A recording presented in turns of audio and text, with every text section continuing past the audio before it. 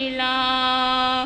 कोई पिछले जन्म मेरे अच्छे कर्म, मुझे गुरु ने तेरा प्यार मिला। कोई पिछले जन्म मेरे अच्छे कर्म, मुझे गुरु ने तेरा प्यार मिला। कोई और हमें अब क्या देगा इस दर से जो मैंने पाया है। कोई और हमें अब क्या देगा इस दर से जो मैंने पाया है। जिसको तरसे जन्नत सारी, मेरे सिर पर तो वो साया है। जिसको तरसे जन्नत सारी, मेरे सिर पर तो वो साया है। अब रूप धार के आया है, अब रूप धार के आया है। इनमें रब का दीदार मिला। जहाँ सारी दुनिया झुकती है, मुझे वो आल दरबार मिला, दरबार मिला। कोई पिछले जन्म मेरे अच्छे कर्म, मुझे गुरु ने तेरा प्यार मिला। श्रद्धा से जो तेरे दर बैठे, उसने ही सब कुछ पाया है। श्रद्धा से जो तेरे दर बैठे, उसने सब कुछ पाया है। धन दौलत चरणों की दास, संसार की फीकी माया है। इनसे तो इनको ही मांगो, इनसे तो इनको ही मांगो। ये मिले तो सब संसार मिला। जहाँ सारी दुनिया झुकती है, मुझे वो आली दरबार मिला, दरबार मिला। कोई पिछले जन्म मेरे अच्छे कर्म, मुझे गुरु ने तेरा प्यार मिला। कोई पिछले जन्म मेरे अच्छे कर्म, मुझे गुरु ने तेरा प्यार मिला।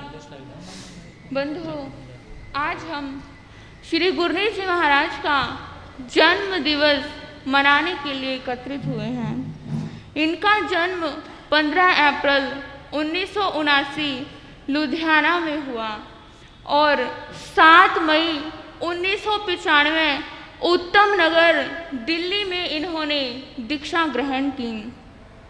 खाने खेलने की छोटी सी उम्र में दीक्षा ग्रहण करके अपना जीवन गुरु सेवा स्वाध्याय के प्रति समर्पित कर दिया। इनके जीवन में मैंने जो कुछ देखा, जो भी जाना, उसके विषय में कुछ कह पाना मेरी बुद्धि से परे है। मुझ पर तो इनके अनंत उपकार हैं। इन्होंने ही मुझे संसार की दलदल से निकाला, संयम के पथ पर अग्रसर किया, मेरे बहकते भटकते कदमों को नई और सही दिशा प्रदान की। आज मैं जो कुछ भी हूँ, जिस कंडीशन में हूँ, वह सब श्री गुरनीत जी महाराज की कृपाएं हैं। इनके उपकारों का वर्णन करना समुद्र को अंजलि में समेटने जैसा है। आपका यह विराट रूप, आपका यह विराट रूप शब्दों में नहीं समाता। जितना कुछ भी कहूँ, जितना कुछ भी कहूँ, मगर कहने को शेष रह जाता, मगर कहने को शेष रह जाता। अंत में श्री गुरनीत जी महाराज को जन्म दिवस की हार्दिक हार्दिक बधाई देती हुई शासलेश प्रभु से यही प्रार्थना करती हूँ कि मेरी गुरनीवर्या सदैव स्वस्थ रहे, दीर्घायु रहे, इनकी छत्र छाया, इनकी कृपा दृष्टि, इनका रहमतों भरा हाथ, इनका वरद हस्त सदैव मुझ पर बना रहे। इन्हीं मंगल कामनाओं के साथ बोलिए मधुर व्याख्यानी प्रवचन प्रभाविका गुरनी वरिया श्री स्वाति जी महाराज जी की।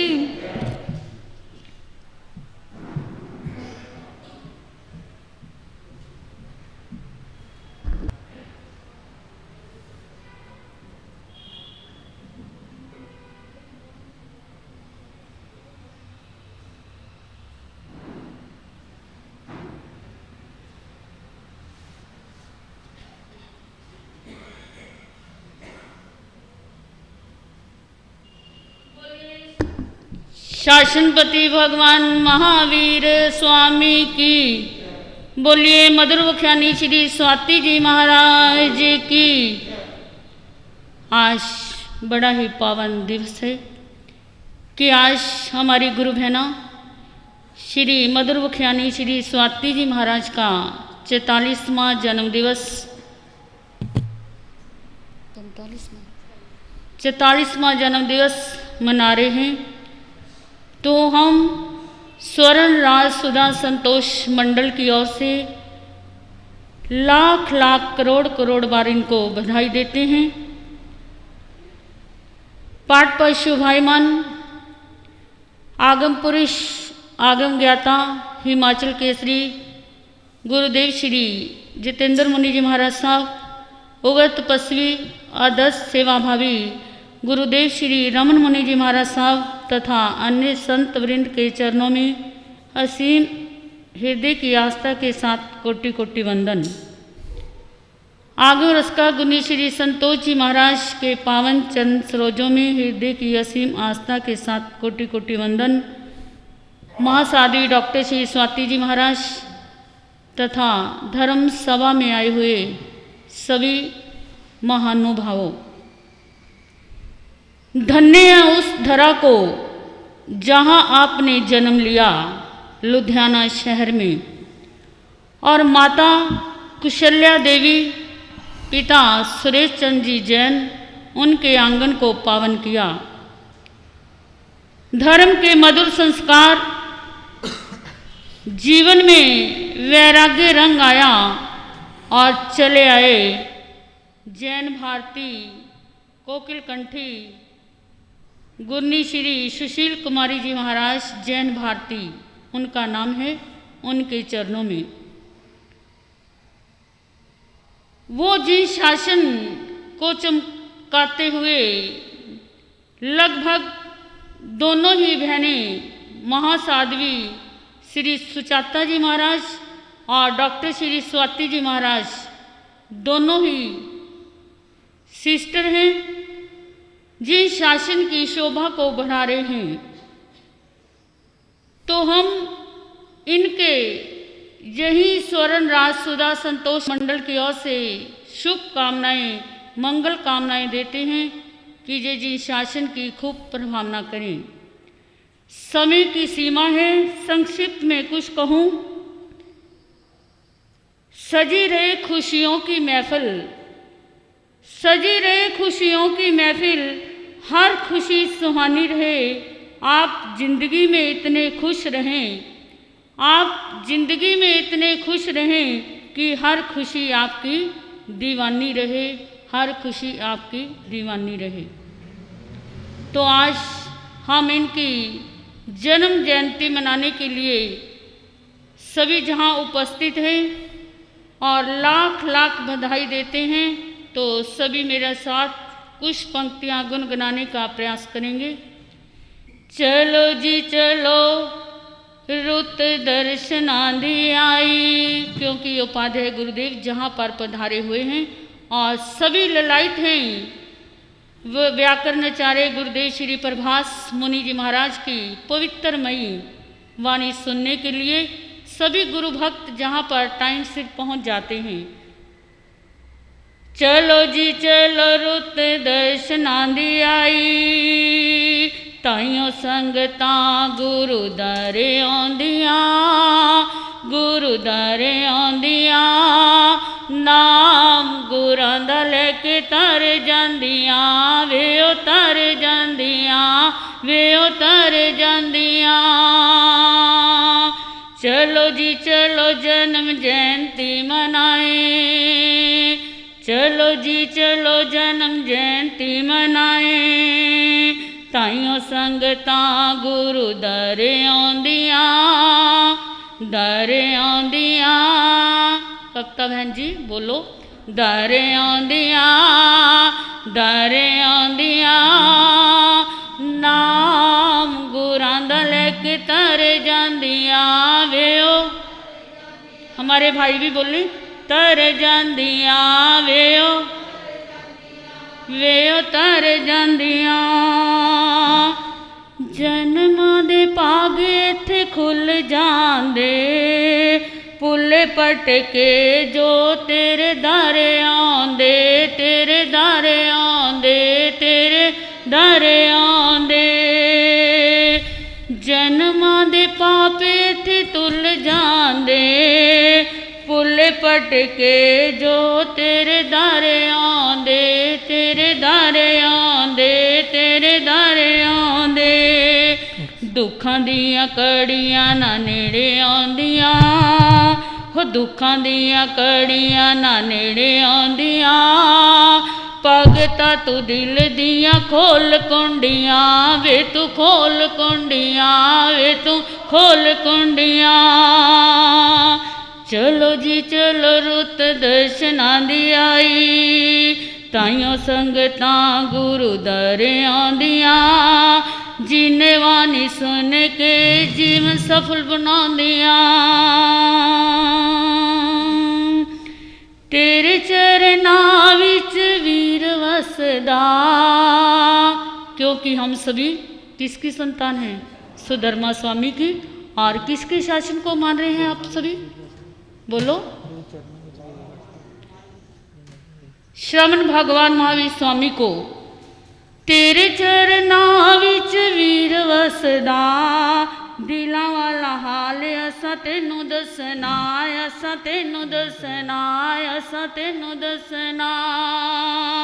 तेरे चरनां विच वीर वसदा, दिलां वाला हाल असां तैनूं दसना, असां तैनूं दसना। कर कर सिफतां नी तेरी आउंदियां हो, कर कर सिफतां नी तेरी आउंदियां।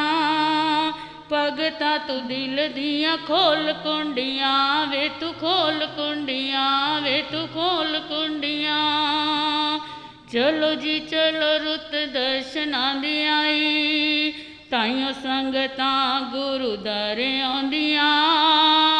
जन्म जयंती मना के जीवन सफल बनाउंदियां। पागां वाले बंदे गुरु धारे आउंदे ने, नाम गुरां दा लैके तारे जांदे ने वे, ओ तारे जांदे ने वे, ओ तारे जांदे ने। पागां वाले बंदे गुरु धारे आउंदे ने, नाम गुरां दा लैके तारे जांदे ने वे, ओ तारे जांदे ने। दिलां दियां आसां इत्थे होन पूरियां हो, दिलां दियां आसां इत्थे होन पूरियां। भगता तू दिल दियां खोल कुंडियां वे, तू खोल कुंडियां।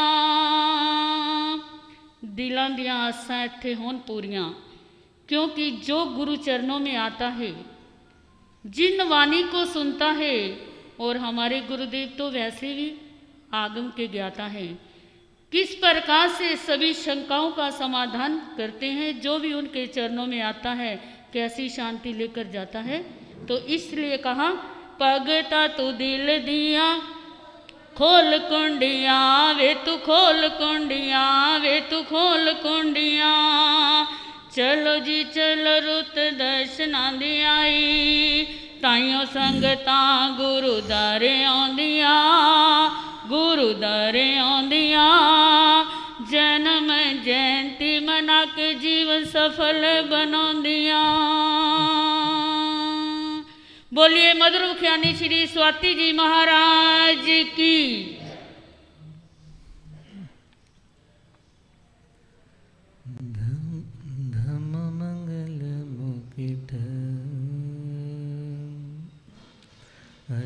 ऐसा संयमोत हो देवा वेतनमसन्ति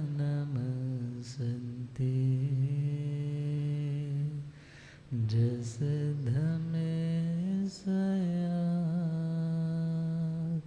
मरणो।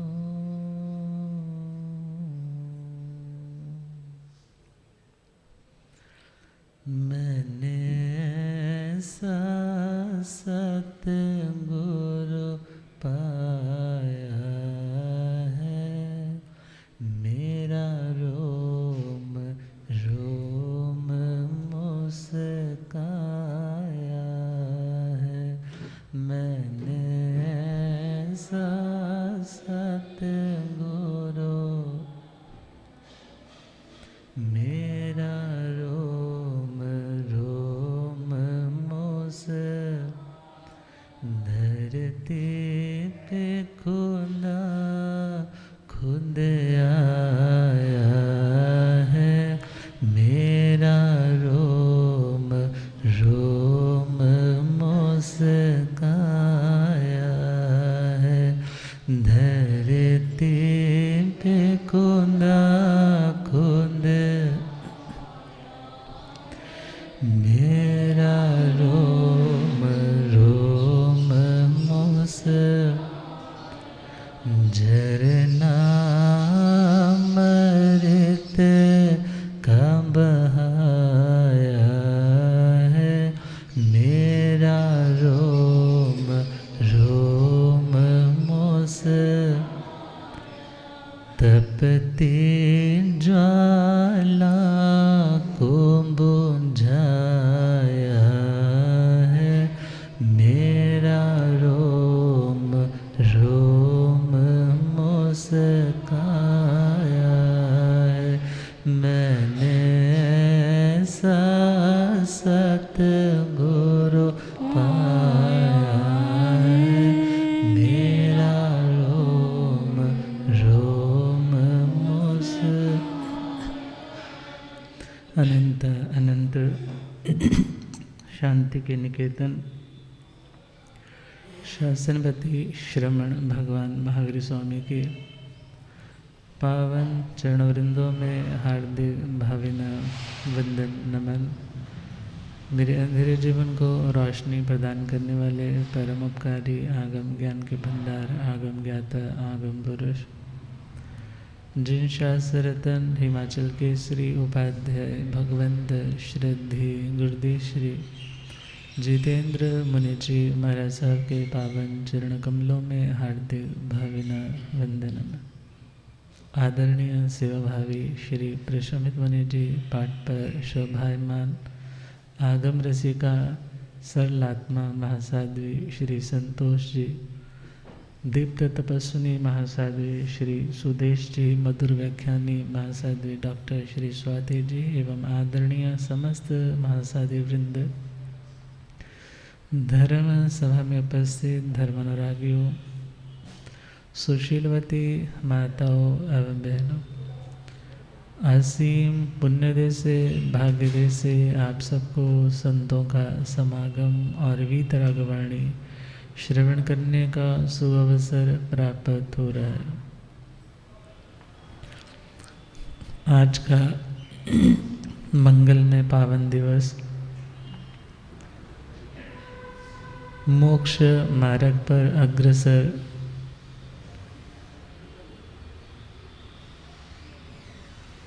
मधुर व्याख्यानी महासाध्वी डॉक्टर श्री स्वाति जी का पावन जन्म दिवस है। जन्म दिवस दुनिया के लोगों के भी आते हैं मगर उसके आगे पावन यह विशेषण नहीं आता। अर्थात जिनका जन्म स्वयं के लिए भी निर्मलता लाने का कारण बना और जिनका जीवन दूसरों के भी निर्मलता का कारण बना, जो अपने को भी पावन करे दूसरे को भी पावन करे, उसी का जन्म पावन जन्म दिवस कहलाता है। तो इन्होंने पूर्व जन्मों के अर्जित संस्कारों के कारण महासाध्वी जैन भारती श्री सुशील कुमारी जी महाराज साहब के पावन चरणों में दीक्षा अंगीकार की। स्वाध्याय, सेवा, जप, तप, धर्म, प्रभावना के क्षेत्र में ये आगे बढ़ी और अब अपने गुरुनियों की आज्ञा से स्वयं सिंघाड़पति हैं, मीन्स अपने शिष्य संपदा के साथ धर्म की प्रभावना कर रही है। इनका स्वास्थ्य उत्तम रहे, जिन शासन की ध्वजा फहराए, अपना भी जीवन पावन करे, अपने पास आने वालों को भी स्वाध्याय से धर्म से जोड़े, ऐसी हार्दिक मंगल कामनाएं। इनका जीवन प्रशस्त हो, अपने लिए भी कल्याणकारी, औरों के लिए भी कल्याणकारी हो, ऐसी हार्दिक वर्धापनिकाएं। तो हम बात कर रहे हैं श्रीमद् उत्तराधंजी सूत्र 14 अध्याय ईशु कार्य। ध्यान के विषय में वर्णन प्रारंभ है और इस तपस्या को करने वाले वो आत्मार्थी 6 जीव है। 12 तरह की तपस्या कर रहे हैं और आभ्यंतर तपस्याओं में पहली तपस्या आई थी प्रायश्चित, फिर विनय, फिर वैयावृत्ति, फिर स्वाध्याय और उसके बाद ध्यान। ध्यान करना भी तप है, वो कर्मों की अनंत निर्जरा करने में सहयोगी होता है और इसे लक्ष्य में ध्यान में रख करके उन आत्माओं ने तपस्या, जहाँ अनशन, उनोदरी, भिक्षाचर्य, रस परित्याग, काय कलेश, प्रति संलीनता भी की है। उसी के साथ साथ स्वाध्याय इत्यादि और ध्यान के उस महामार्ग पर भी उन्होंने अपने कदमों को बढ़ाया। तो प्रेम से गुनगुनाए। मुक्ति नगर के राहे की सुनते हैं कहानी, मुक्ति नगर के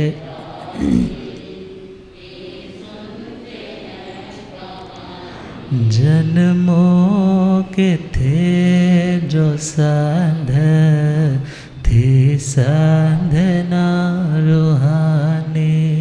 हाँ, जन्मों के थे जो साध थी साधना, तप को किया है धारण, कर कर्म जो विदारण, पतझड़ दुखों का बीते, छाए सुखों का सावन, छाए सुखों का सावन। तप को किया है धारण, कर कर्म जो विदारण, पतझड़ दुखों का बीते, छाए सुखों का सावन, छाए सुखों का। निर्बीज कर कर्म को, निर्बीज कर कर्म को, भव यात्रा है मिटाने। जन्मों के थे जो साध थी साधना रूहानी। हाँ, जन्मों के थे जो साध थी साधना। उन्होंने जिंदगी में लक्ष्य, गोल अपना डिसाइड कर लिया है कि हमें कर्मों को विदारण करने के लिए, उन्हें नष्ट करने के लिए, उन्हें रूट आउट करने के लिए हमें तपस्या ही अपनानी होगी।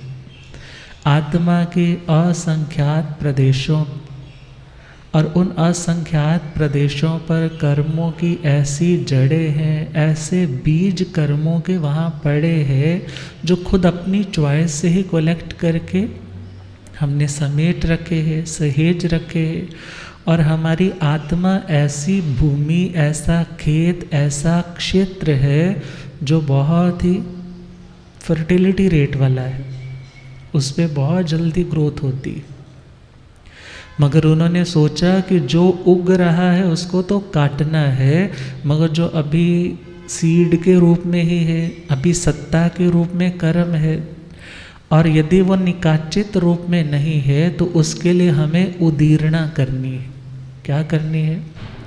अर्थात जो उद्यावली के लिए कर्म चल चुका है, मीन्स जिसके अंदर अब पकने की कैपेसिटी आ गई है, अब उसको तपस्या के माध्यम से प्री मैच्योर करना है। पहले ही उसे क्या करना है? उद्यावली में ला कर के जैसे तपस्या की, वो कष्ट अभी सहज रूप में आ नहीं रहा था, आया नहीं था, मगर आपने क्या देखा कि मुझे तपस्या करके उस कर्म को पहले ही बुलाना है, और पहले बुला करके उस कष्ट को समता से सह करके उस कर्म के सीड को क्या कर देना है? उस बीज को निर्बीज कर देना है। क्या कर देना है? निर्बीज। जैसे फ्रूट्स भी आप लोग खाते हैं तो फ्रूट्स क्या करते हैं? सीड थोड़ी खा जाते हैं। हाँ, कुछ ऐसे फ्रूट्स हैं जो होते ही सीड के रूप में है, मगर अक्सर यदि एप्पल है आपके पास या आप मौसमी खाने जा रहे हो तो उसमें यदि सीड है तो उसको निकाल दिया। अब यहाँ समझना है, जब आपने वो सीड निकाल दिया है, अब आप उस सेब को, सपोज करो आपको कि मैं इससे कोई फसल उगाऊं जो सीडलेस है, तो सीडलेस से फिर कोई फसल उगने वाली नहीं। या थोड़ा और चलें कि यदि आपके पास बीज था और बीज को आपने रोस्ट कर दिया है, आजकल फ्राइड से भी ज़्यादा क्या चलता है आजकल, पता नहीं कितने कितने तरह के सीड्स आजकल सुपर मील्स में डाइट में शुमार करके डॉक्टर्स बोलते हैं तुम अपने ओमेगा 3 या और जो चीज़ें चाहिए वो तुम यहाँ से एब्जॉर्ब करो। अब विचार करना है, आपने उस बीज को रोस्ट कर दिया, पका दिया, अब उसके अंदर उगने की शक्ति नहीं रही। इसी प्रकार उस कर्म को जब तपस्या का सेक लगा करके उसको रोस्ट करके उसकी शक्ति को अर्थात उसके उगने की क्षमता को नष्ट कर दिया, या पुरानी शास्त्रीय भाषा में बोले तो दग्धे बीजे यथात्यंतम प्रादुर्भवति न अंकुर कर्म बीजे तथा दग्धे न रोहति भवांकुर। अर्थात जब वो सीड, वो बीज जल जाता है, फिर उससे नई फसल पैदा नहीं होती। इसी प्रकार जब कर्म ही जल गया, कर्म का जो मूल था राग और द्वेष, वो भाव भी आपने जला दिया, तो फिर नई पैदाइश कर्म की नहीं होगी। जब नई पैदाइश नहीं होगी तो उसका भुगतान करने के लिए देह धारण नहीं करना पड़ेगा, कष्ट सहना नहीं पड़ेगा। तो उन आत्माओं ने क्या चिंतन किया कि हम तपस्या अंगीकार करेंगे, और तपस्या से हमारा लक्ष्य कौन सा सधेगा? हम उस कर्मों को क्या करेंगे? निर्बीज करेंगे, अर्थात उनके अंदर जो शक्ति है फल देने की, उस फल देने की शक्ति को नष्ट कर देंगे। और कौन से स्टेप पर पहुँचे हैं वो? ध्यान तपस्या। कौन सी तपस्या? ध्यान तपस्या। भले आज के टाइम में धर्म ध्यान कुछ लेवल्स है, मगर शुक्ल ध्यान नहीं है। मगर हम उसको सुनेंगे क्योंकि उन्होंने किया होगा। सुनेंगे क्यों? सुनेंगे तो कुछ पता चलेगा, उससे मिलता जुलता कोई प्रयास तो करेंगे, और वो शुक्ल ध्यान आत्मा की विशेष शुद्धि का कारण बनता है। और हम चले शुक्ल ध्यान, तो शुक्ल ध्यान ऐसा पवित्र और पावन ध्यान है जिसकी साधना करने वाला उत्तम संघनन अर्थात उसकी शारीरिक क्षमता भी उत्तम चाहिए, और उसी के साथ साथ उसका आत्म बल भी उतना ही उत्तम चाहिए। और कहा जाता है 4 चरण है इस ध्यान के। कितने राउंड्स हैं? 4 राउंड्स है, और चारों क्लियर करने के बाद मोक्ष हो जाता है। चारों क्लियर करने के बाद क्या हो जाता है? मोक्ष हो जाता है। मगर पहले के जो 2 राउंड्स हैं, पहले के जो 2 स्टेप है, वहाँ तक उपशम श्रेणी वाला, अर्थात पहले स्टेप तक उपशम श्रेणी वाला आ सकता है, मगर उसके बाद वाला जो है, जो 12वें गुणस्थान वाला है, और उसके बाद 13वें गुणस्थान वाला तीसरा स्टेप है, और 14वें गुणस्थान वाला चौथा स्टेप है। तो हमें विचारना है शुक्ल ध्यान, सुना तो बहुत है, क्या होता है इसमें? तो इसमें वो आत्माएं करती क्या है? शुक्ल ध्यान में किया क्या जाता है? तो शास्त्रों की ओर चले तो वहाँ फरमाया है 4 स्टेप। पहला स्टेप पृथक्त्व वितरक सविचारी। अनकॉमन से वर्ड है, सुनने में थोड़ा सा मुश्किल लग रहा होगा, मगर एक एक वर्ड को समझेंगे तो अंडरस्टैंड कर पाएंगे। पृथक्त्व वितरक सविचारी। वितरक, बीच वाला वर्ड हमने उठाया है वितरक। वितरक का मतलब क्या है? वितरक का मतलब विशेष तर्क। मगर विशेष तर्क कब करोगे? जब ज्ञान होगा। तर्क कब करोगे? जब नॉलेज होगी, उस सिलेबस के बारे में, उस कंटेंट के बारे में जानकारी होगी, तभी आप उस कंटेंट के बारे में कोई बात कर पाओगे। तो वितरक का यहाँ मीनिंग है वैसे तो पूर्वगत जो श्रुत ज्ञान है, जो ऑलरेडी उन्होंने श्रुत ज्ञान अटेन कर रखा है। और कहा जाता है 14 पूर्वधारी। कैसा ज्ञान? इसका मीनिंग क्या हुआ कि शुक्ल ध्यान तक पहुँचने के लिए इतनी योग्यता, मीन्स उसके पास श्रुत ज्ञान अपार होना चाहिए। ये नहीं हम कह सकते कि मैं वेला बैठा रहूं और बोलूं जी मुझे केवल ज्ञान हो जाएगा, मुझे शुक्ल ध्यान मिल जाएगा। अर्थात उसके लिए भी स्वाध्याय बहुत ज़रूरी है। उसके लिए भी क्या ज़रूरी है? स्वाध्याय। और स्वाध्याय ज्ञान के आधार पर ही शुक्ल ध्यान का फर्स्ट स्टेप क्लियर होगा। पृथक्त्व वितरक सविचारी। और वितरक के लिए कहा जाता है श्रुत ज्ञान। वितरक का सिंपल सिनोनिम कर दिया, वितरक इज इक्वल टू श्रुत ज्ञान। और विचार का अर्थ क्या है? पृथक्त्व वितरक सविचारी। स का मतलब साथ, विचार का मतलब विचार के साथ। विचार का मतलब जो चलता है उसे क्या बोलते हैं? चरने वाला। और विचार मतलब विशेष रूप से जो चलने वाला। मन में कितने विचार चलते हैं? जो चलते हैं वो विचार है। जो चलते हैं वो कौन है? विचार है। अब सविचारी मतलब विचारों के साथ। अब विचारों के साथ विचारों, अर्थ, व्यंजन, योग, संक्रांति, ये बातें हम जो कर रहे हैं ना, ये ध्यान शतक एक ग्रंथ है जिसमें जस्ट ध्यान के बारे में वर्णन है। तो वहाँ पर वितरक का अर्थ क्या दे दिया? श्रुत ज्ञान। और विचार का अर्थ क्या दिया? अर्थ, व्यंजन, योग में जो संक्रमण है। अर्थ का मतलब यहाँ द्रव्य और पर्याय। द्रव्य और पर्याय। द्रव्य एक, जैसे आपके पास सोना है। सोना क्या है? एक द्रव्य है। अब उसकी अलग अलग पर्याय, कभी अंगूठी बना दी, कभी आपने उसका ब्रेसलेट बना दिया, कभी आपने चेन बना दी, कभी उसी का बड़ा सा लॉकेट बना दिया। ये अवस्थाएं क्या है? पर्याय। और जो कंटेंट है, जो पदार्थ है, उसका नाम क्या है? द्रव्य। द्रव्य के भी देखा जाए अपने गुण होते हैं और पर्याय के भी अपने गुण होते हैं। द्रव्य के अपने गुण होते हैं, पर्याय के अपने गुण होते हैं। द्रव्य के गुण मतलब जैसे सोना है तो उसकी ब्राइटनेस इत्यादि अलग अलग टाइप्स की रहेगी। और इसी प्रकार जो पर्याय है, उस पर्याय की भी अलग अलग तरह के गुण धर्म होंगे। अर्थात ये दोनों चीज़ें द्रव्य और गुण में। और हम देखें पृथक, तो स्टार्टिंग वर्ड कौन सा है? पृथक। पृथक का मतलब क्या होता है? भिन्न भिन्न, अलग अलग। अर्थात पृथक्त्व वितरक सविचारी मीन्स कभी वो जो विचार कर रहे हैं ना, कभी तो द्रव्य से पर्याय में जा रहे हैं, कभी पर्याय से। पूछ लेते हैं ना तीर्थंकरों ने क्या किया जी?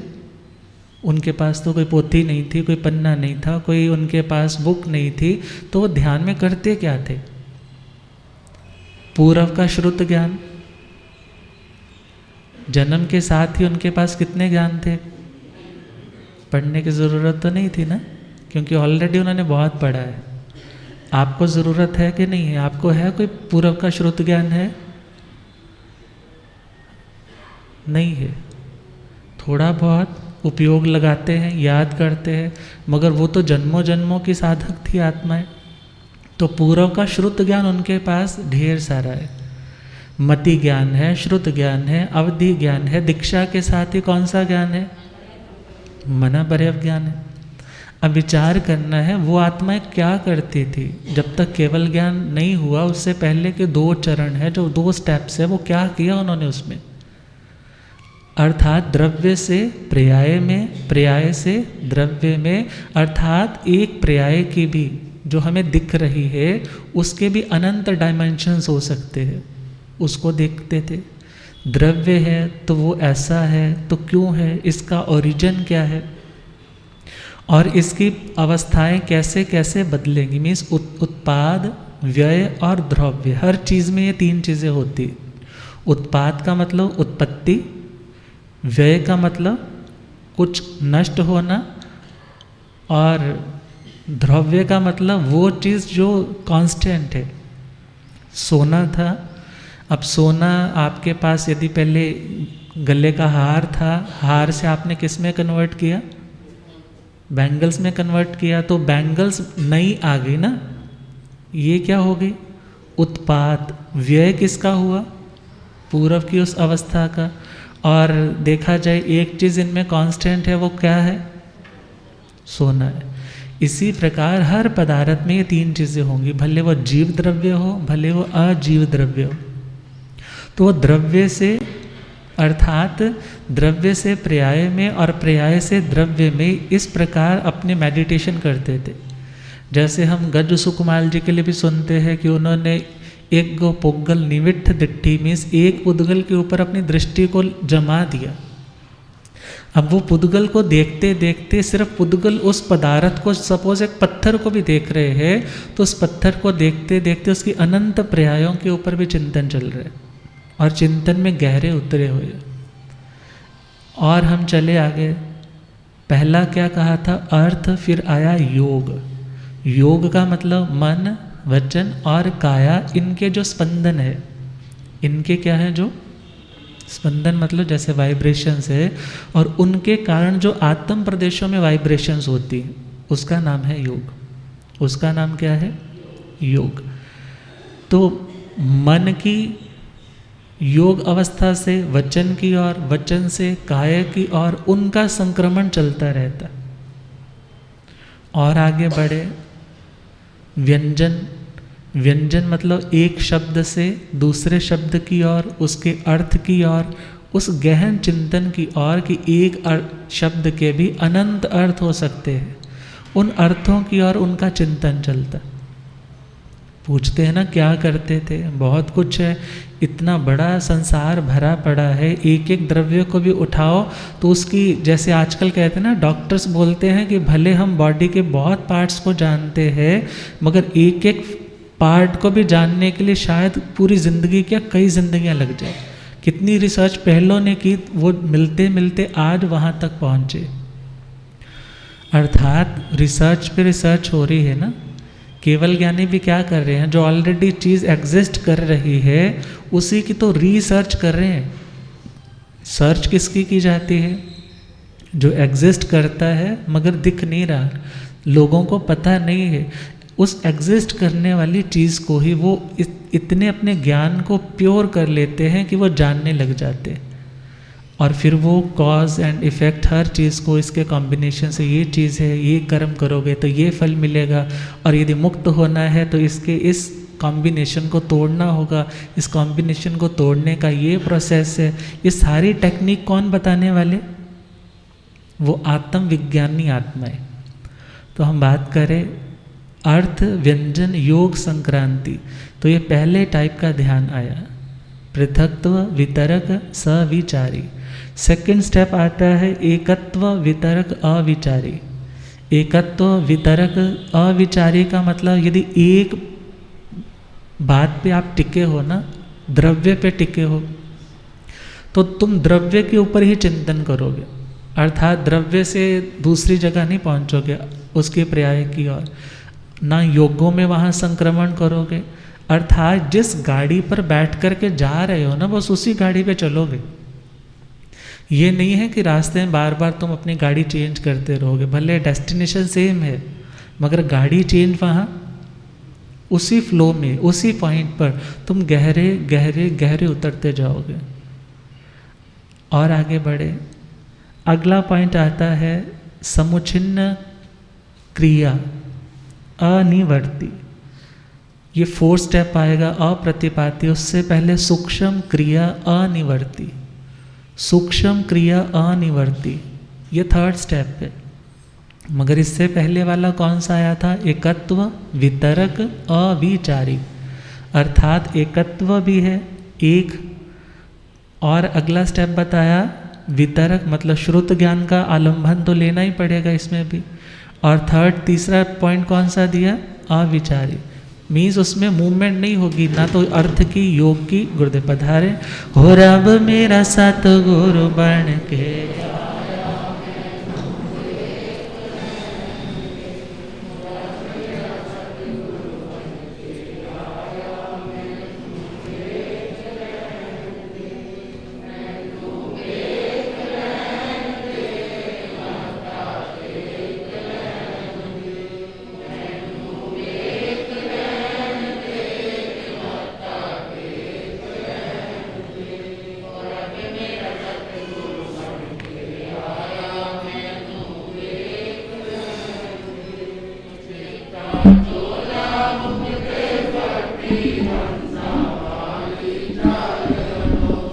चिट्टा चोला मुक्ते पटे हंसा,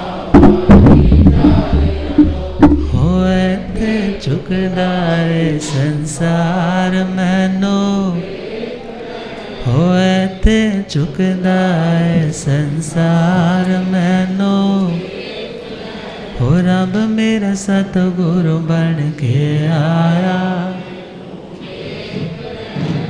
बोलिए आगम ज्ञाता आगम पुरजन शास्त्रधन हिमाचल केसरी उपाध्याय भगवंत श्रद्धे गुरुदेव श्री जितेंद्र मुनि जी महाराज की जय। सुनने में ही इतना डिफिकल्ट लग रहा है, जो करते होंगे, और एक टाइम के लिए नहीं करना, उनको कितनी देर तक करना है? जब तक वो लक्ष्य सिद्ध ना हो जाए। तो सेकंड स्टेप आया था एकत्व वितरक अविचारी, मीन्स अभी तक तो कई तरह के विचार इससे दूसरी ओर ट्रांसफ़र हो गए, दूसरे से तीसरी ओर हो गए, मगर इसमें क्या है? एक के ही ऊपर। मानो जो मन कई विषयों को अपना रहा था, कई विषयों पर ध्यान जा रहा था, अब एक ही विषय पे कॉन्सेंट्रेट। या यूँ कहो कि जैसे देह में शरीर में जब कभी जहर फैल जाए तो गाडुरी क्या करते थे? वो गाडुरी मंत्र अपनी साधना के बल से देह में जो व्याप्त वो जो फैला हुआ जो जहर है ना, उसको कॉन्सेंट्रेट करके एक पॉइंट पे ले आते, और एक पॉइंट पे ला करके या तो उसको कट लगा करके उसको सक करके निकाल देते, या किसी और थेरेपी से उसको उसके ऊपर फिर अपनी दवाई इत्यादि लगा करके वहाँ से सारा जहर निकाल देते। ऐसे ही अपने मन को, अपनी इन योगों को जो अलग अलग स्थानों पे लगे हुए थे, उनको क्या किया? एक पे फोकस्ड करके, कल बोला था ना, from many to one and from one to none, अर्थात फिर वहाँ से भी हटाना है। ये सेकंड स्टेप है। और थर्ड स्टेप हमारा पहुंचेगा सूक्ष्म क्रिया अनिवर्ती। सूक्ष्म क्रिया अनिवर्ती, ये थोड़ा सा गहन है विषय, थोड़ा सा समझ लेते हैं। सूक्ष्म का मतलब बहुत बहुत मीकर, बहुत थोड़ा, एहसास जिसका करना बहुत मुश्किल हुआ। सूक्ष्म क्रिया अनिवर्ती मीन्स सूक्ष्म मात्र थोड़ी सी चीज़ रह जाती है, बाकी क्रियाएं क्या हो जाती है, निवृत्त है, मगर इस गुणस्थान में जाने के बाद फिर अनिवर्ती, फिर वापस नहीं आएगा, मीन्स अपने लक्ष्य तक पहुँचेगा। और इसमें क्या रहता है, जब 13वां गुणस्थान आता है तो उस 13वें गुणस्थान में जब 14वें गुणस्थान में जाना है, उससे पूर्व का जो अंतर मुहूर्त है, 13वां गुणस्थान केवल ज्ञान वाला, उससे जब 14वें में शैलेशी में प्रवेश करना है, उससे पूर्व जो अंतर मुहूर्त आएगा, और उस अंतर मुहूर्त में ये प्रोसेस, ये गुणस्थान आता है। अब यहाँ पर वो स्वाध्याय आदि नहीं है, यहाँ इस पॉइंट को लेकर कि बहुत से कह देते हैं जी श्रुत ज्ञान की आवश्यकता नहीं है, मगर ध्यान देना होगा, ये 2 राउंड क्लियर नहीं है तो तीसरे पे आप ये नहीं है कि बस छलांग लगाई और तीसरे में आ गए। पहले वो एबिलिटी होगी तभी वो व्यक्ति कहाँ पहुँच पाएगा, तीसरे तक पहुँच पाएगा। और यहाँ पर क्या रहता है, जो बादर स्थूल रूप से जो कायी योग है, काया के जो स्पंदन है, उनका आश्रय लेकर के जब आत्मा का पुरुषार्थ ऐसा जागता है, उसका आधार लेकर के वह स्थूल मनोयोग और वचन योग, इनको क्या कर देता है, इनको क्या कर दिया, सूक्ष्म कर दिया। वैसे तो देखे भाव मन तो पहले ही छूट जाता है, क्योंकि केवल ज्ञानियों के पास भाव मन नहीं होता, वो द्रव्य मन पौद्गलिक जो संरचना है, जिसको हम सिंपल लैंग्वेज में ब्रेन बोल दें, वो तो है ही ना, मगर वो कुछ सोचते हैं, विचारते हैं, ऐसा नहीं होता। क्योंकि सोचना किसे पड़ता है, जिसको अभी क्लियरेंस नहीं है किसी बात की, उनको तो सब कुछ क्या है, उनको तो ऑलरेडी सब कुछ क्लियर है। तो इस गुण स्थान में जब वो अंतर मुहूर्त लास्ट वाला चल रहा है, तो उसमें उन्होंने क्या किया, पहले स्थूल कायोग का आलंबन लेकर के उस स्थूल वचन और मन के योगों को क्या किया, सूक्ष्म किया। फिर सूक्ष्म हुए उन मन और वाणी के द्वारा स्थूल काय योग को क्या किया उन्होंने, स्थूल काय योग को भी सूक्ष्म किया। अब वो स्थूल काय योग, पहले तो सपोज हाथ पैर ऐसे चलते थे, मगर उसको भी क्या कर दिया, उसकी भी उस क्रिया को क्या कर दिया, बहुत संक्षिप्त कर दिया, सर्कमस्क्राइब्ड कर दिया, कॉन्ट्रैक्ट कर दिया। अब इसके बाद क्या रह गया, उस सूक्ष्म, अब काय योग के माध्यम से वो सूक्ष्म जो रहा हुआ वाणी का और मन का वाणी का जो योग है, उसको निरुद्ध कर दिया, रोक दिया। अभी जस्ट मात्र एक श्वास, कुछ श्वास की गति चल रही है, यही एक सूक्ष्म काय योग शेष है। और यहाँ पहुँच करके आत्मा को वापस जाना, जैसे ही एक टाइम ड्यूरेशन कंप्लीट होता है और इसके बाद अगला जो स्टेप है वो स्टार्ट हो जाता है, समुच्छिन्न क्रिया अप्रतिपाती, मीन्स जो देह की भी जो थोड़ी बहुत क्रिया चल रही थी वो भी क्या हो जाती है, हट जाती। समुच्छिन्न क्रिया अप्रतिपाती, और इस गुणस्थान से 14वें गुणस्थान से फिर नीचे नहीं आएगा। इसी को शैलेशी अवस्था बोला। 5 ह्रस्व अक्षर के उच्चारण में या 5 vowels A E I O you, इनके उच्चारण में जितना वक्त लगा, इतनी देर तक ही इस गुणस्थान में वो आत्म प्रदेश उस देह में अवस्थित है। मगर जैसे ही ड्यूरेशन कंप्लीट हुई तो आत्मा ऋजु गति से कहाँ पहुँच जाती है एक ही समय में, सिद्धे बुद्धे मुक्ते, अर्थात सिद्ध बुद्ध और मुक्त हो जाती है। तो उन आत्माओं ने स्वाध्याय भी किया और क्या किया, ध्यान भी किया। धर्म ध्यान से योग्यता अर्जित की, शुक्ल ध्यान की, और जब शुक्ल ध्यान में आए तो साधना के शिखरों तक पहुंचने के लिए, साधना में आगे बढ़ने के लिए और पुरुषार्थ कर रहे हैं। और इसके बाद अगली गाथा में जैसे वर्णन आएगा कि वो बुद्ध हुए, मुक्त हुए, उसकी चर्चा फिर सुनेंगे। हम गुरुदेव कृपा करेंगे।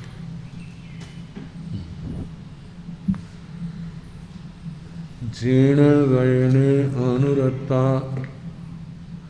जीर्ण गयन जे करन्ति भावेन, अमला असंकलिठा ते हुंति परित संसारी। बोलिए भगवान महावीर पावन चरित गुरुदेव जी।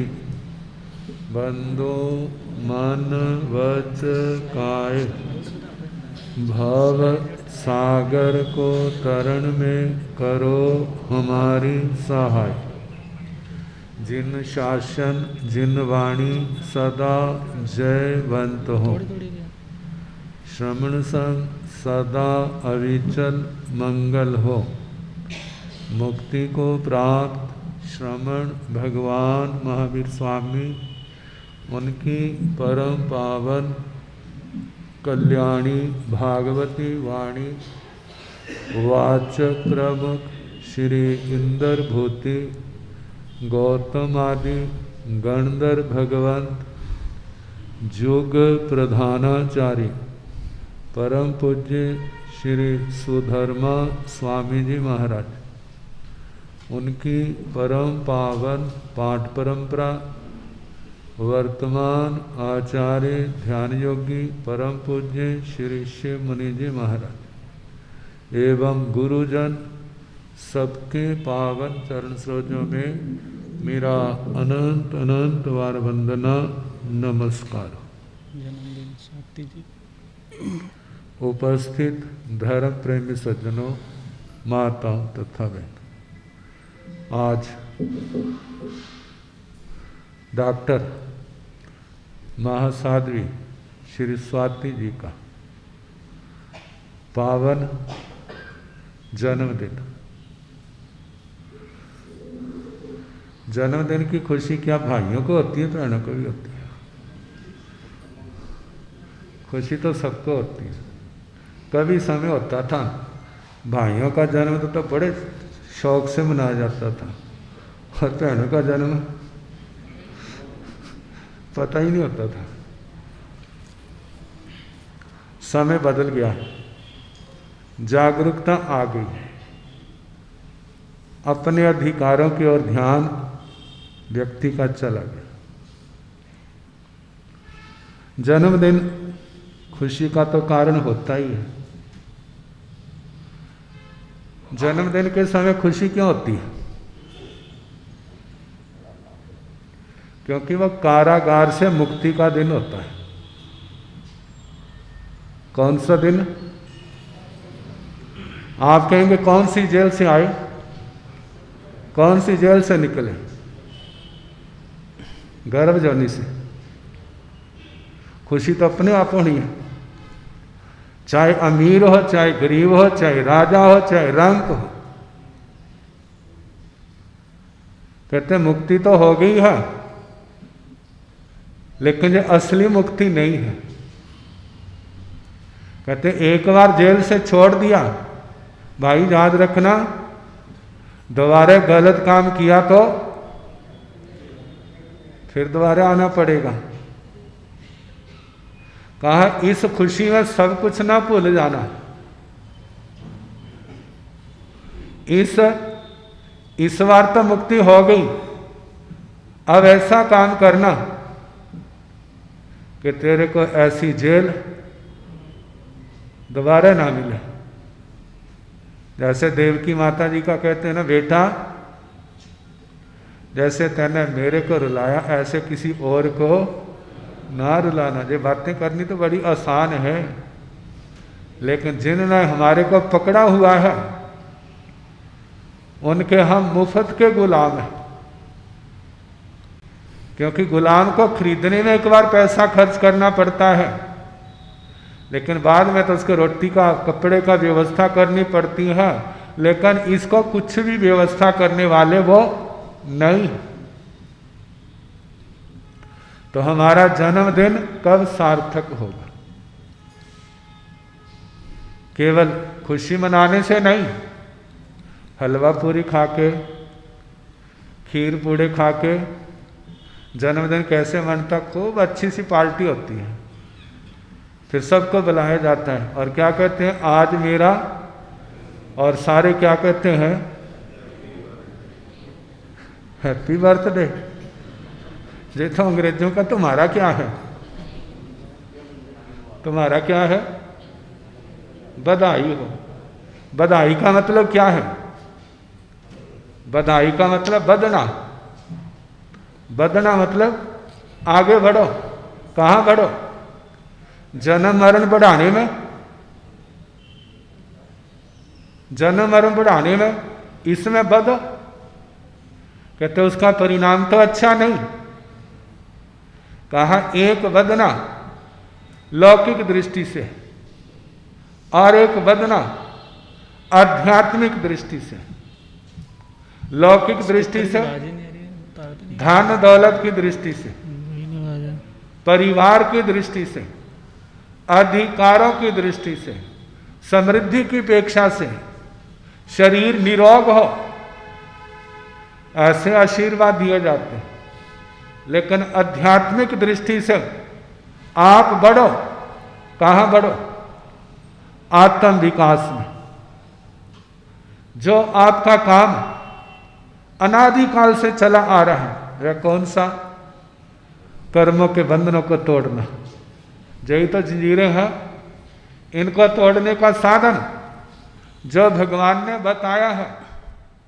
दूसरे लोग तो कहते हैं ना, नाम जपो तुम्हारा क्या हो जाएगा, सारे बंधन वो तोड़ देगा। कौन? जिसका आप नाम जपोगे। लेकिन जैन दर्शन में इस मार्ग में भगवान गुरुजन रास्ता दिखाते हैं। कहते जे बढ़िया है, कर्म तो तुम करो और तुम्हारे बंधन हम तोड़े। जो संभव नहीं है। कहते सारा दिन तो पाप किया और आके शाम को कहे गुरु जी माफ करना मेरे सारे अपराध, जा तो आप ले लो अपने सिर पर, जा इनको काट दो। कहे तुम्हारा क्या जाता है, आपने इतना ही कहना है, मैं तेरे को माफ किया। कहते ऐसा नहीं है। जो अपने आप को धोखा देना है। अरिहंत मार्ग, अरिहंत परमात्मा का मार्ग जो है, कहा तुमने किया है तो आपको ही भोगने पड़ेंगे, दूसरा कोई सहायक नहीं होगा। कहा इनसे छुटकारा पाना है तो वो रास्ता कौन सा है? संयम और तप का। संयम परहेज के समान है और तपस्या जो 12 प्रकार की तपस्या बताई जा रही है, जो औषधि का रूप है। जन्म जन्म के कर्मों के बंधनों को तोड़ने में, इस बीमारी को दूर करने में समर्थ है। तो कहाँ बढ़ो? इस मोक्ष मार्ग में। साध्वी जी इस मोक्ष मार्ग में तो बढ़ रही है। हम कहते हैं और बढ़ो और आगे बढ़ो। हमारी यात्रा केवल साध्वी जी की नहीं, सबकी, हमारी भी, साध्वियों की भी, श्रावकों की भी, श्राविकों की भी, जो भी इस धर्म स्थान में आने का जो मुख्य प्रयोजन है, कोई जानता हो या ना जानता हो, लेकिन भाव तो यही है हमारे दुख दरिद्र क्या हो, दूर हो। ये तो मोटी भाषा। सामान्य से हम कर्मों की व्याधि से मुक्त हो जाएं, लेकिन कर्मों की व्याधि से मुक्ति कब होगी? जब इस मार्ग को सुनेंगे, जो निर्ग्रंथ मार्ग, जो अरिहंत परमात्मा ने बताया है, इसको जानेंगे, सुनेंगे, पहचानेंगे, दिल दिमाग में बिठाएंगे और उसके अनुसार आचरण करेंगे, तो एक दिन ऐसा आएगा जो आत्मा सारे कर्मों के रोगों से मुक्त हो जाएगा। कर्मों के बंधनों से, कर्म बंधन सारे टूट जाएंगे। तो इस जन्मदिन के ऊपर साध्वी जी को बहुत बहुत जन्मदिन की बधाइयाँ, जन्मदिन मुबारक। हैप्पी बर्थडे आपने कह देना। तो जन्मदिन मुबारक। आप जिस महान लक्ष्य को लेकर के चली है, ज्ञान दर्शन चारित्र तप, इनकी आप पूर्ण आराधक बने। जिस समय भगवान अरिष्ट नेमी जी ने दीक्षा ली थी, जब भगवती राजकुमारी राजमती की दीक्षा हुई थी, तो वासुदेव जी ने आशीर्वाद के शब्द कहे थे, क्योंकि वो क्या थे? छोटे भाई थे। कौन? भगवान अरिष्ट नेमी।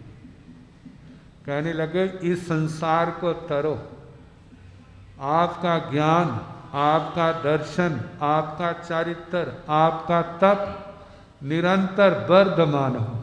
क्या हो? वर्धमान। राजमती जी के लिए कहा था तर कन्ने लहू लहू, हे बेटा इस संसार सागर को जल्दी जल्दी क्या करो?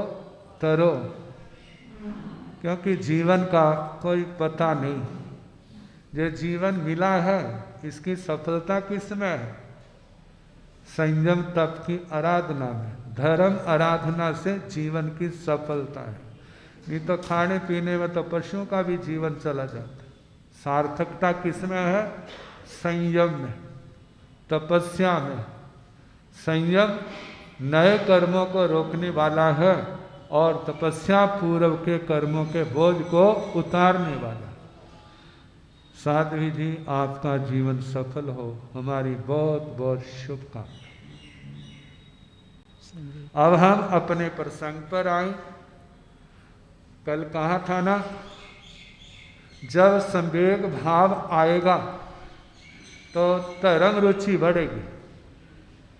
धर्म रुचि आएगी तो जैसे बीमार व्यक्ति भूख जागती है तो खाना खाता है, फिर उसके बाद शरीर में एनर्जी पैदा होती है। जब शक्ति पैदा होती है तो शरीर में स्फूर्ति आती है। जो मरा मरा शव चल रहा था, हाय मर गया, हाय मर गया, उठा नहीं जाता, बैठा नहीं जाता, अब जब शरीर में शक्ति आती है तो फिर बड़े आराम से उठने लगे। कहाँ तो उठाते थे, अब अपने उठता है। केवल उठता है क्या, भागने भी लग जाता है, जल्दी जल्दी काम करने लग जाता है। जब जो शक्ति अंदर पैदा हुई है तो जो आत्मा क्या करेगा? संसारी आत्मा धन दौलत के पीछे भागेगा। जो आध्यात्मिक आत्मा है, जिसकी धर्म दृष्टि जागृत है, उसका काम क्या है? कर्मों को काटना। तो कर्म कितने प्रकार के हैं? अत्यंत प्रकार। नरम कर्म भी है लेकिन बहुत गाढ़े कर्म भी है। तो गाढ़े कर्मों में कौन से गाढ़े कर्म है जो आत्मा के लिए अनंत भयानक है? अनंतानुबंधी कषाय, मिथ्या दर्शन मौनी। मिथ्या दर्शन मौनी तो सम्यक्तों को भी रोकता है। अनंतानुबंधी कषाय कहा, चारित्र तो दूर की बात है, जो सम्यक तो भी आने नहीं देते।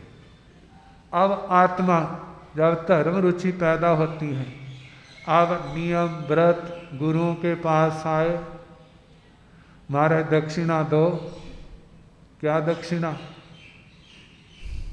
जैसे बच्चे पैसे मांगते हैं ना, गुरुओं के पास, मारे कृपा करो। कहते जो बुरा नहीं है, लेकिन कृपा एक संसार की है, एक अध्यात्म की।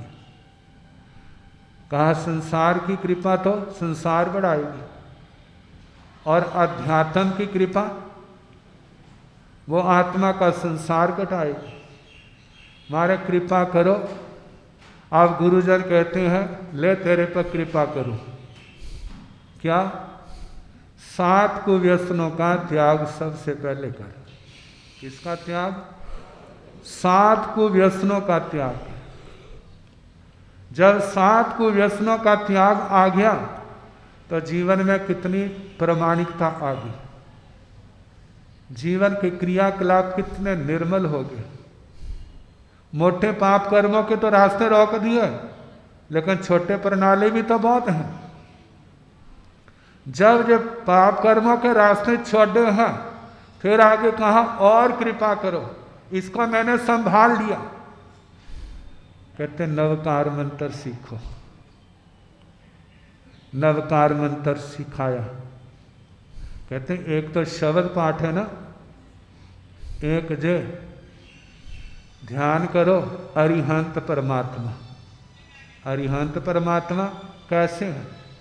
तो पहले तो मूर्ति वाले मूर्ति दिखाते हैं।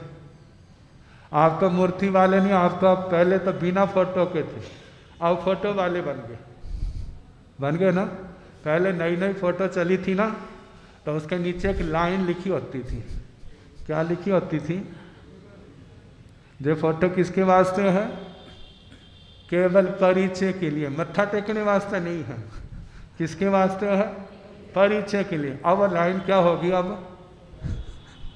लाइन गायब होगी। कहा ये चीजें एकांत है या नहीं है? कहा आपके घर के अंदर जैसे चित्र होंगे वो आपकी मानसिक दशा को प्रकट करते हो। देखते हैं ना बच्चों को जो जो हीरो पसंद होता है, जहाँ हीरोइन पसंद होती है, उसकी फोटो क्या होती है? उसके कमरे में लगी होती है। तो जब कोई आता है ना, तो उसकी फोटो देख के समझ आता है इसका हीरो कौन है, किसको जो मानता, किससे प्रभावित है। कहा ये तो संसार का पक्ष है। यदि आपके घर में देवी देवताओं की फोटो है तो आने वाला क्या समझेगा ये किनका उपासक है? देवी देवताओं का। और यदि भगवान की फोटो है, जिस भी परंपरा के संत की फोटो घर में लगी है, तो इसका मतलब क्या होगा? जो उनके संपर्क में है उनको मानता है। इसी प्रकार जब हम ऐसा दृश्य देखेंगे जहाँ पर तप है, जहाँ पर त्याग है, संयम की बात है, तो उनको देख करके हमारे को प्रेरणा भी मिलती है। कहा कि जो ठीक है, गलत बात का प्रभाव जल्दी पड़ता है और अच्छी बात का प्रभाव उसको पढ़ने में टाइम लगता है। और गलत बातें हैं उनको देख करके दिल दिमाग सारे खराब हो जाते हैं। लेकिन जब अच्छे प्रसंग देखते हैं तो उस समय आत्मा के भाव भी क्या होते हैं? निर्मलता आती है। लेकिन उसके साथ ज्ञान का होना बड़ा जरूरी। तो कहा कि अरिहंत परमात्मा का स्वरूप बताया। अरिहंत परमात्मा कैसे होते हैं? जिन्होंने अंदर के शत्रुओं को खत्म कर दिया, जिनके अंदर काम नहीं, क्रोध नहीं, लोभ नहीं, ज्ञानावरणी कर्म नहीं, दर्शनावरणी कर्म नहीं, मौनी कर्म नहीं, अंतराय कर्म नहीं, वो आत्माएं कौन सी हैं? अरिहंत परमात्मा। जानते हैं जिसको 25 वर्ष याद नहीं है ना, क्या वो अरिहंत परमात्मा के स्वरूप को समझ सकता है? अरिहंत परमात्मा के स्वरूप को समझ सकता है जिसको 25 वर्ष का ज्ञान नहीं? भाई इतना है, हाँ हमारे अरिहंत परमात्मा है। लेकिन पहले अरिहंत परमात्मा 4 गतियों में से कौन सी गति में है? मनुष्य गति में। 5 जातियों में से कौन सी जाति में है? पंचेंद्रिय जाति में है। फिर आगे 5 इंद्रियां, द्रव्य इंद्रियां उनके अंदर पाई जाती हैं। पर्याप्तियां 6 की 6 हैं। उनके अंदर बल प्राण भी कितने हैं? सर्वोत्कृष्ट बल प्राण है। उनके अंदर शरीर कितने हैं? उनके अंदर योग कितने हैं? उनके अंदर उपयोग कितने हैं? उनके अंदर कर्म कितने हैं?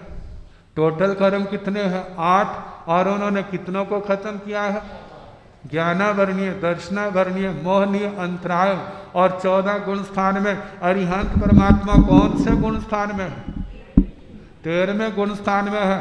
यदि अयोगी अवस्था में तो 14वें गुण स्थान में है, लेकिन ज्यादा 13वें गुण स्थान का उनका समय है। 5 इंद्रियों के विषय चारों ओर फैले हुए हैं, लेकिन अरिहंत परमात्मा के ऊपर किसी का कोई प्रभाव नहीं पड़ता। फिर उसके आगे मिथ्यात्व का है, कोई मिथ्यात्व का अंधेरा उनके अंदर नहीं है। और अरिहंत परमात्मा 9 तत्वों में से कौन सा तत्व में है? जीव तत्व में है। और जीव तत्व उनके पास कौन सा है? जो देह है, कार्बन शरीर है, तेजस शरीर उनके पास है। पुण्य जो है, तीर्थंकर प्रकृति कितनी बड़ी उनके पास है, और कितनी पुण्य प्रकृतियां हैं। लेकिन पाप प्रकृतियां भी पूर्व की बंधी हुई हैं। अब तो नहीं बांधते, लेकिन पूर्व की बंधी हुई उनके अंदर है, जिसके कारण से समय समय पर वो अपना प्रभाव डालती है, लेकिन उनके ऊपर कोई असर नहीं पड़ता है। आश्रम केवल पुण्य का है और किसी का भी नहीं, वो भी साता वेदनीय का है। उनका जीवन ही सारा क्या है? संवरमय है। निर्जरा, आज भी वो 4 कर्मों की निर्जरा कर रहे हैं। बंद कर्म आते हैं, जैसे सुख की दीवार के ऊपर दीवार के ऊपर सुख की वस्तु डालो तो क्या होता है? वो एकदम टकरा के नीचे गिर जाती है। ऐसे कर्म आता है, स्पर्श करके चला जाता है। और मोक्ष, उनका तो मोक्ष होने वाला है। हमारा तो आपका पता नहीं कब होगा, हमारा कब होगा, लेकिन भगवान का उसी जन्म में होने वाला है। जैसे आयु कर्म समाप्त होगा, शेष कर्म समाप्त होंगे, परमात्मा की क्या होगी? सिद्ध गति हो जाएगी। आत्मा कौन सी है? द्रव्य आत्मा, उपयोग आत्मा, ज्ञान आत्मा, दर्शन आत्मा, चारित्र आत्मा, कषाय आत्मा नहीं है, वीर्य आत्मा। मतलब ये आत्मा का स्वरूप दंडक कौन सा है? मनुष्यों का है। लेशिया कौन सी है? परम शुक्ल लेशिया है। दृष्टि कौन सी है? सम्यक दृष्टि है। ध्यान कौन सा है? कहा कि उनका शुक्ल ध्यान का तीसरा चरण उस समय आता है जब 14वें गुणस्थान में जाना है, और चौथा चरण 14वें गुणस्थान में जो आपको बताया जाए, इसके बीच में ध्यान आंतरिका कहा जाता है। उनके अंदर दृष्टि आ गई। ध्यान द्रव्य कौन सा है? जीव आस्तिकाय है। राशि कौन सी है? जीव राशि है। श्रावक धर्म की प्ररूपणा करने वाले हैं। चारित्र में तो सबसे ऊपर उठ गए हैं। साधु जीवन में क्या है? 5 महाव्रत क्या जथा क्या चारित्र के मालिक हैं। और उनके जो पचखान उनकी 3 कर्ण 3 योग से हैं, और चारित्र में जथा क्या चारित्र के अंदर है। बोलो, जिसको 25 बोल नहीं आता, क्या वो अरिहंत भगवान का निर्णय कर सकता? अरिहंत कौन है? अब गुरुजन सिखाते हैं, ले भी सीख। अब जिस समय सीख जाता है, फिर उठते क्या, बैठते क्या, सारा ध्यान कहाँ रहता उसका? जब भगवान के चरणों में आ गया है तो बुद्धि कितनी निर्मल होगी। पाप से वो बचेगा, धर्म की भावना भाएगा, उसके कर्म कितने कटेंगे। अनंतानुबंधी को शायद तोड़ने है ना, तो उसको तोड़ने का यही रास्ता है। समय काफ़ी हो गया, बाकी कल देखते। जगो जगण वाले ओ जगोण वाले आ गए। जगो जगण ज्ञान वाला डंका बजोड़ वाले आ गए। ज्ञान वाला ऐना दया बोला दाना तोल ना मोल। ऐना दया बोला एक एक बोल जिवे हीरा न मोल है। एक एक बोल सुनो सुनन वाले ओ सुनौन वाले आ गए। सुनो सुनन वाले ओ सुनौन। ज्ञान वाला ढंका बंजौण वाले आ गए। ज्ञान वाला। बड़े सौभाग्य के साथ आप सभी को दिव्य वितरक वाणी का पावन संदेश श्रवण करने का सौभाग्य मिल रहा है। और इसी क्रम में जो पधार कर लाभ ले रहे हैं सभी आत्मार्थी साधुवाद के पात्र हैं। और आने वाली 23 तारीख को 23 सुबह 7 बजे अक्षय तृतीया के पारणे इसी जैन सभा के प्रांगण में होने जा रहे हैं। तो जो भी तपस्वी आत्माएं तपस्या के क्षेत्र में आगे बढ़ रही है। और जिस किसी का भाव कहीं और करने का भी है, हमारा किसी से आग्रह नहीं है, मगर जिसका भाव है कि हमें गुरुदेव के चरणों में करना है, तो अपनी अपनी व्यवस्थाएं ठीक हो सके तो आप लोग पहले श्री संघ को इन्फॉर्म कर दें, अपने नाम नोट करवा दें कि उस दिन जो पारने के व्यवस्थाएं हैं वो अच्छे तरीके से मैनेज हो सके। और इसी के साथ साथ जो मेहंदी का कार्यक्रम है, गुरुदेव फरमा रहे थे कि लगभग तो अभी यही विचार है कि प्रवचन के बाद ही मेहंदी का रखेंगे कि बार बार आना जाना किसी को न पड़े। और कथा के बाद मेहंदी का कार्यक्रम एक दिन पहले 22 तारीख को 23 तारीख के पारने, फिर भी कोई चेंज ऐसा हुआ तो उसकी अनाउंसिंग आपको पहले दे दी जाएगी। और इसी के साथ साथ आज जिस किसी के पच्चखान हो वो पच्चखान ले ले। एकाशनी की तपस्या है जिनकी गतिमान है। एक आसन करने वालों को धन्यवाद धन्यवाद। की तपस्या आज आइबिल करने वालों को धन्यवाद धन्यवाद। उपवास की तपस्या आज जिनके व्रत हो, मन की धारणा अनुसार। और कल रविवार है तो कल ज़्यादा से ज़्यादा दो समय का भाव, और उसी के साथ साथ यूथ को, अपने बच्चों को ज़रूर कोशिश करें। यदि आपकी सुनते हैं तो आप उनको ज़रूर लेकर के आएँ। तो यही कहना है, आज सुनेंगे तो कल आपका धर्म, आपका ये क्षेत्र भी बचा रहेगा।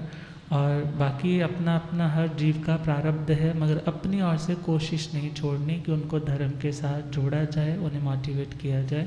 इन्हीं मंगल भावनाओं के साथ सामाजिक सूचना, जयकारे और मंगल पर बोलिए भगवान महावीर स्वामी की जय।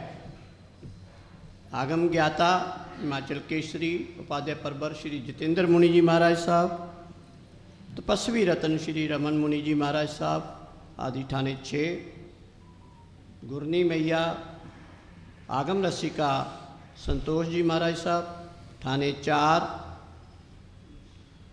मधुर भक्ता डॉक्टर स्वाति जी महाराज साहब ठाणे 4 के चरणों में कोटि कोटि बंदन नमस्कार करते हुए सुख साता पूछते हैं और उनके अच्छे स्वास्थ्य की मंगल कामना करते हैं। धर्म सभा में उपस्थित सभी भाई बहनों को मेरा सादर जय जिनेंद्र। आज जैसे कि आपको मालूम है, आज मधुर वक्ता डॉक्टर स्वाति जी का जन्म दिवस है। हम उनको, मैं अपनी तरफ से, समाज की तरफ से बहुत बहुत बधाई देता हूं और उस प्रभु से कृपा से करें ताकि इनकी जो मधुर वाणी है हमें हमेशा सुनने को मिलती रहे।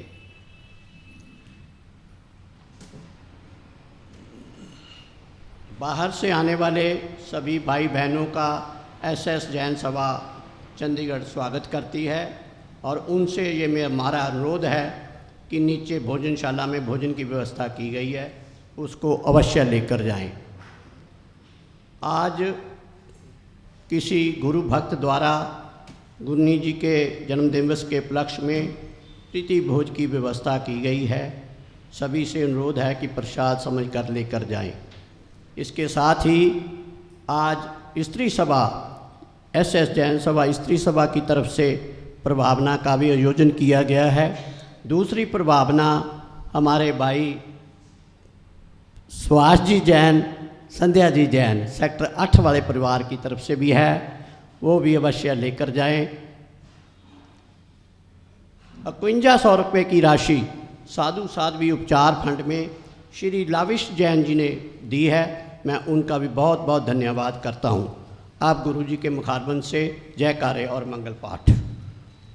बोलिए शासनपति श्रवण भगवान महावीर। आज है सम्राट परम पूज्य श्री आत्मा राम जी। आज है सम्राट परम पूज्य श्री आनंद ऋषि जी। आज है सम्राट परम पूज्य श्री देवेंद्र मुनि जी। वर्तमानाचार्य सम्राट ध्यान योगी परम पूज्य डॉक्टर श्री शिव मुनि जी।